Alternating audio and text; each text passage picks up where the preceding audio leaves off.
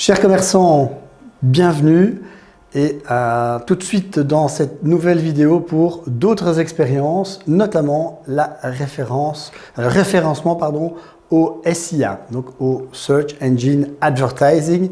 Alors, une petite définition vous sera donnée dans quelques minutes, mais j'aurais tendance à vous poser quelques questions assez existentielles de type combien de pages, à votre avis, y a-t-il sur Internet?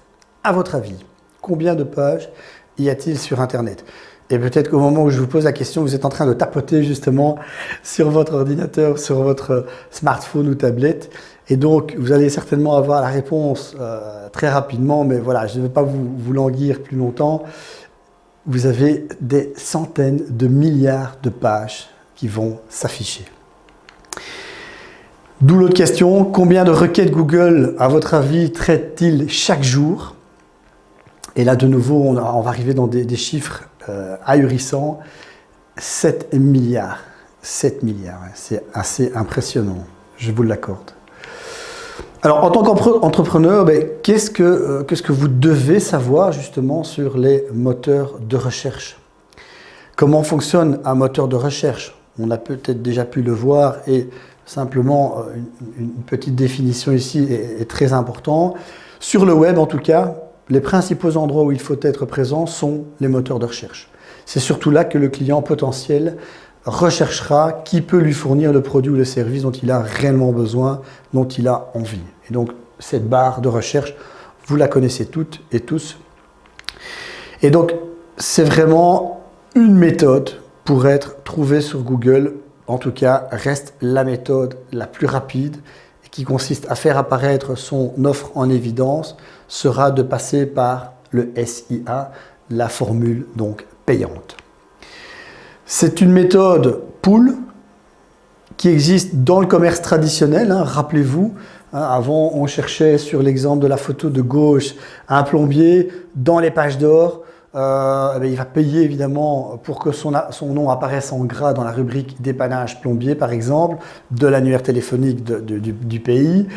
Et évidemment, il faut qu'on soit le premier appelé si le consommateur doit faire une réparation urgente, d'où l'importance d'avoir son nom en gras.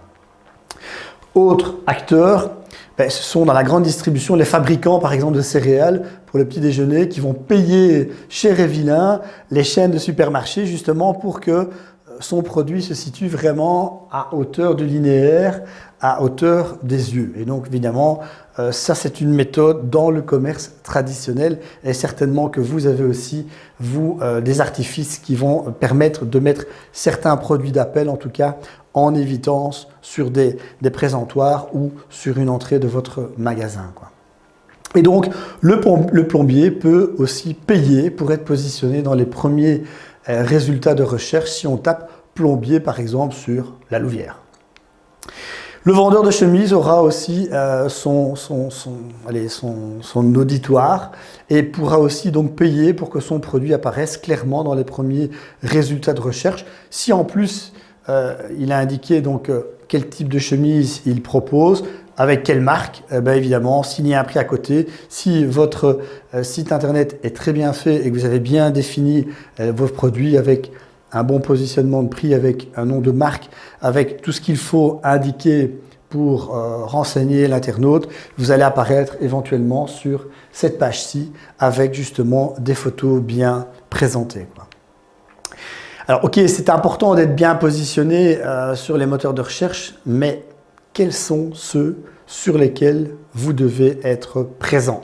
Quels sont les moteurs de recherche sur lesquels vous devez être présent? On en a déjà parlé, on arrive très souvent en première ligne, Google. Alors vous voyez sur ce graphique ici, donc vous voyez tout au-dessus du graphique, la fameuse ligne rouge, c'est Google qui trône évidemment parmi tous ses concurrents qui sont ici en bas.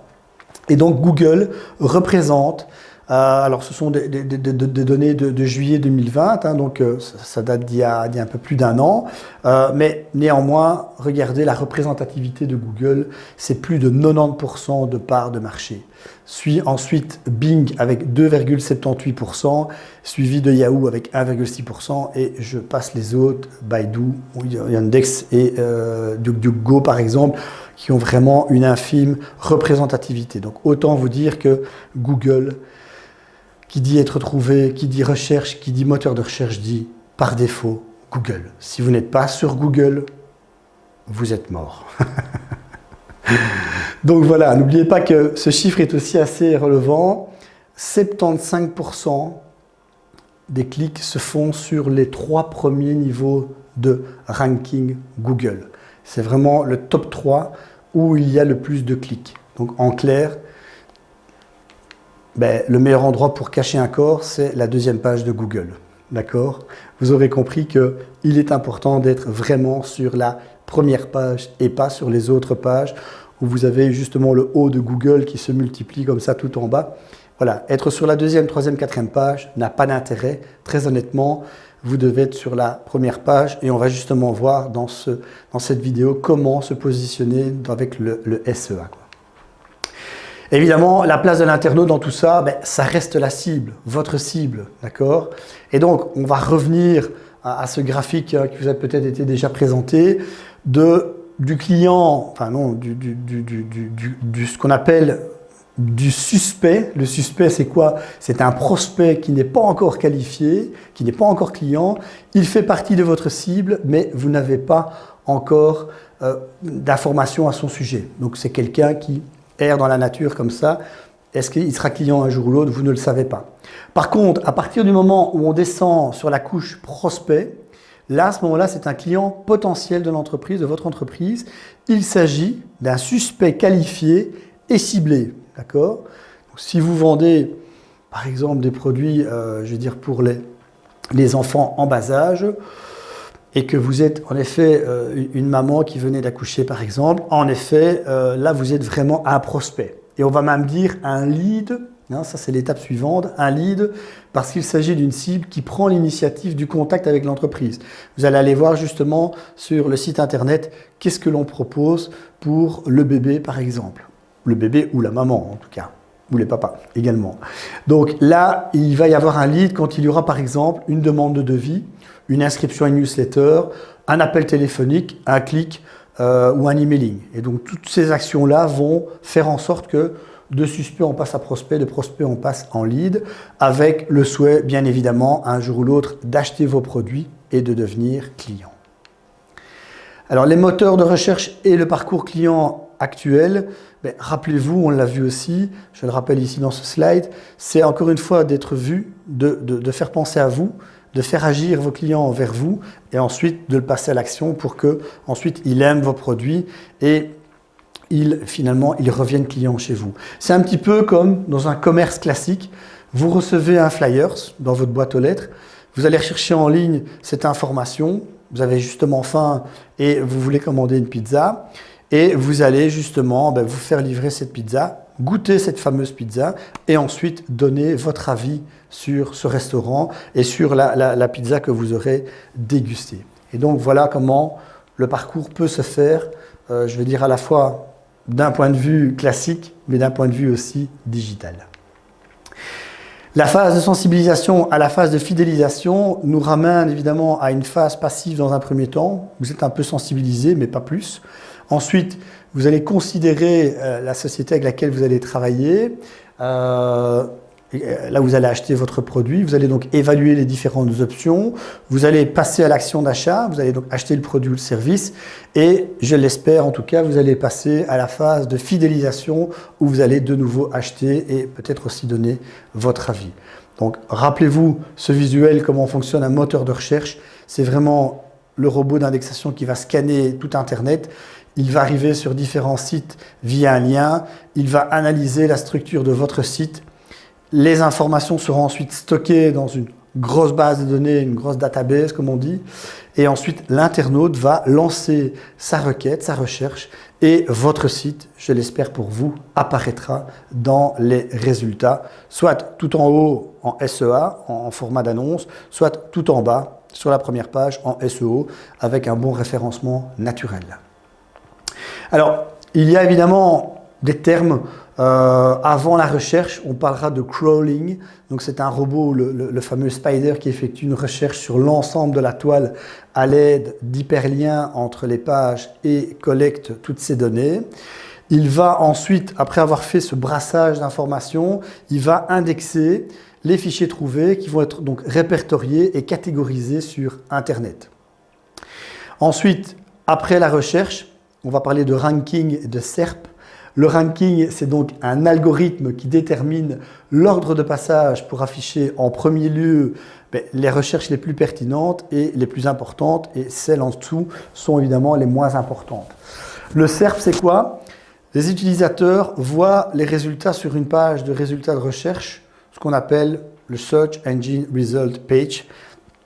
C'est aussi donc un terme qui est fort utilisé sur les moteurs de recherche. Les résultats, vous le voyez, donc, on peut avoir un résultat sur la partie de gauche qui est un résultat que vous allez retrouver derrière un PC, un Mac, d'accord, qui peut être aussi varié avec, au milieu, vous voyez, donc des photos avec un prix, avec un avis, voire ici au niveau du smartphone, ça peut être une cartographie, ça peut être des informations qui ont été donc remis au format smartphone, quoi. Donc le résultat de recherche payant SEA et shopping se retrouvera toujours en haut à gauche ou sous la forme de photos avec un prix et des avis. Et tous les résultats de recherche naturelle, SEO et Maps, donc tout ce qui est map, donc tout ce qui est carte, se retrouvera évidemment un peu plus bas ou en tout cas sur le côté en dessous de toutes les recherches commerciales.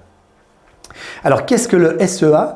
Le SEA qui veut dire donc Search Engine Advertising, c'est donc une forme de référencement qui permet à des sites web d'améliorer leur visibilité dans des pages de résultats proposées par les moteurs de recherche, peu importe Google, Bing, Yahoo, comme je l'ai dit donc Google, Bing, Yahoo, mais aussi via des marketplaces comme par exemple Amazon. Donc ce sont des annonces sur les moteurs de recherche, comme je l'ai dit, qui sont là indiqués, affichage de publicité qui correspondent aux mots-clés choisis. Donc, vous avez tapé des mots-clés et vous avez enfin l'information ciblée par rapport aux mots-clés.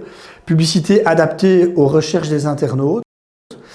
Ou encore un système d'enchères avec paiement par clic. Et donc, à chaque fois que vous cliquez sur un lien annonce, il y a un système de click to share, par exemple.